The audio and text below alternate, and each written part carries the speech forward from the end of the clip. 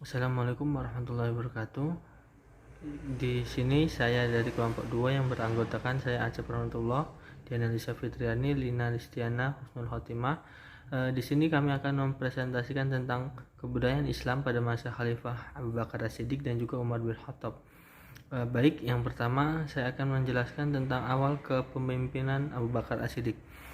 Jadi pengangkatan Abu Bakar As-Siddiq sebagai khalifah ini uh, ada banyak perdebatan di kalangan muslim karena para muhajirin dan juga kaum ansor berbeda pendapat tentang siapa yang pantas menjadi pemimpin umat Islam sepeninggal Nabi, karena Nabi tidak menunjuk seseorang untuk menggantikannya setelah wafat. Tetapi jika ditarik mundur, Nabi sudah memberikan tanda-tanda atau kepercayaan kepada Abu Bakar.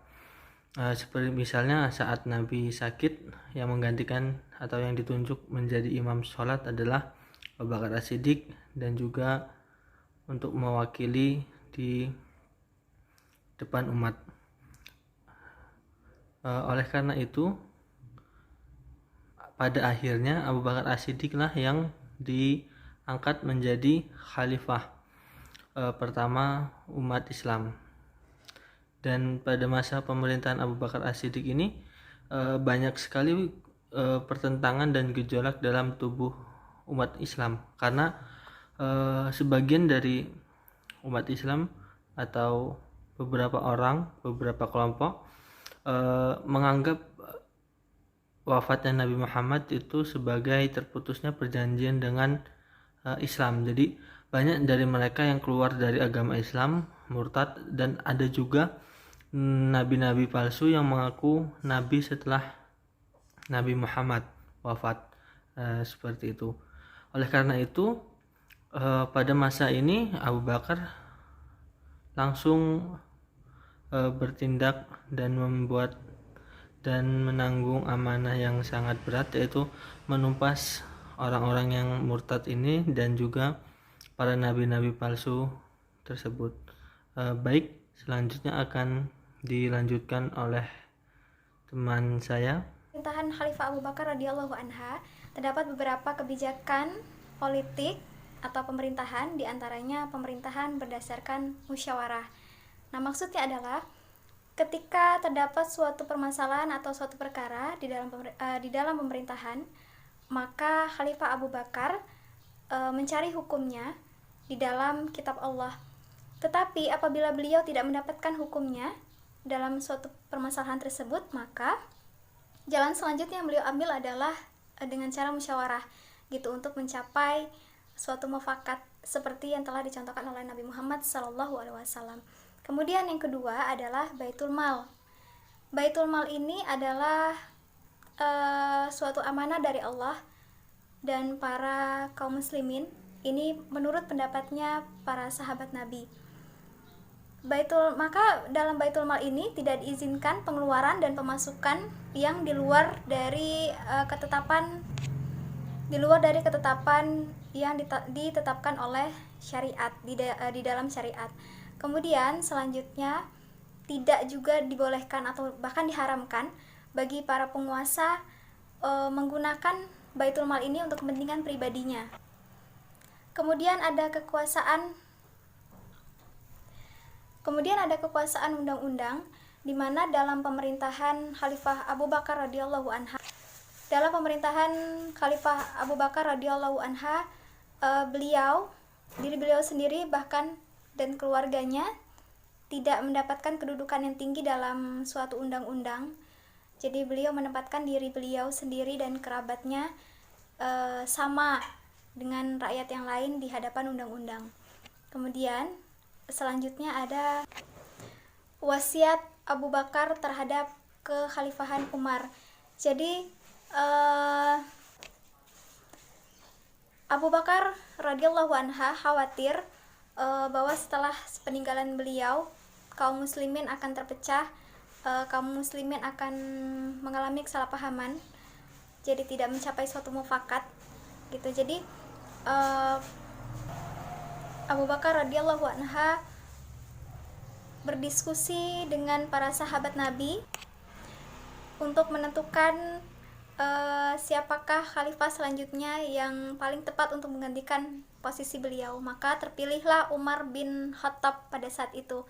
Jadi terpilihnya Umar bin Khattab pada saat itu bukan karena dirinya sendiri yang menunjuk untuk menjadi khalifah menggantikan Abu Bakar, tetapi dirinya ditunjuk berdasarkan musyawarah antara Abu Bakar radhiyallahu anha dengan para sahabat Nabi yang lain. Di sini saya akan menjelaskan sedikit tentang perkembangan kebudayaan pada masa Umar bin Khattab. Nah, di sini awal pemerintahan Umar bin Khattab ini mulai dari penunjukan Umar. Nah, penunjukan Umar ini sebagai khalifah bukan karena keinginan Abu Bakar pribadi ya, tapi penunjukan Umar sebagai khalifah ini berdasarkan hasil dan pendapat atau rekomendasi dari para tokoh sahabat Abu Bakar. Kemudian selama peradaban Islam pada masa Umar bin Khattab ini mengalami kemajuan-kemajuan Islam. Nah, kemajuan apa aja sih gitu kan? Nah, ini ada beberapa kemajuannya. Yang pertama adalah kemajuan di bidang perluasan wilayah Islam seperti ekspedisi ke Persia, kemudian ekspedisi ke Romawi, kemudian ekspedisi ke Mesir. Nah, kemudian yang kedua adalah kemajuan di bidang kenegaraan, baik itu dalam masalah politik, demokrasi, administrasi, atau pembagian daerah, serta peraturan-peraturan hubungan antara pusat pemerintahan dengan daerah-daerah. Kemudian yang ketiga adalah kemajuan pada jiwa demokrasi, baik dalam kalangan masyarakat, pemerintahan, atau dalam kalangan rakyat ya. Umar selalu mengadakan musyawarah dengan tokoh-tokoh baik dari kaum muhajirin, Ansor, dengan rakyat dan administrator negara untuk memecahkan masalah-masalah umum dan kenegaraan. Ya, cukup sekian yang dapat saya jelaskan. Untuk selanjutnya akan dilanjutkan oleh materi yang lain. Sekian. Saya di sini akan melanjutkan video presentasi yang telah disampaikan oleh rekan saya. Telah dijelaskan kebudayaan pada masa Umar bin Khattab bahwa pada saat beliau memimpin, Islam mengalami kemajuan-kemajuan yang sangat pesat. Pada masa itu juga, Umar membentuk majelis permusyawaratan yang bertugas untuk memutuskan masalah-masalah umum dan kenegaraan. Ia pun menetapkan dirinya sebagai kepala operasional atau kepala negara dan membentuk berbagai organisasi di bawahnya. Organisasi-organisasi tersebut antara lain, yang pertama, bidang organisasi politik pemerintahan.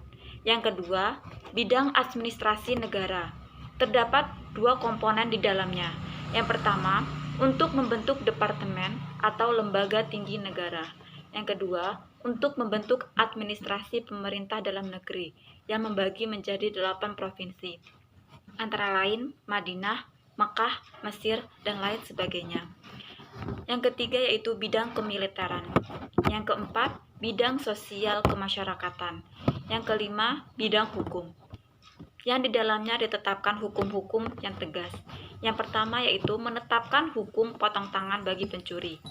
Yang kedua, hukum bagi orang yang mabuk, yaitu 40 kali cambukan. Yang ketiga, mengharamkan nikah mut'ah. Kemudian pada masa pemerintahan, Umar berlangsung selama 10 tahun 6 bulan, yaitu pada tahun 13 Hijriah atau 634 Masehi sampai 23 Hijriah atau 664 Masehi. Kemudian beliau meninggal pada tahun 644 Masehi karena ditikam oleh virus atau Abu Lu'lu'. Sebelum meninggal, Umar mencari pengganti. Akhirnya terpilihlah Utsman setelah terjadi perdebatan yang sengit.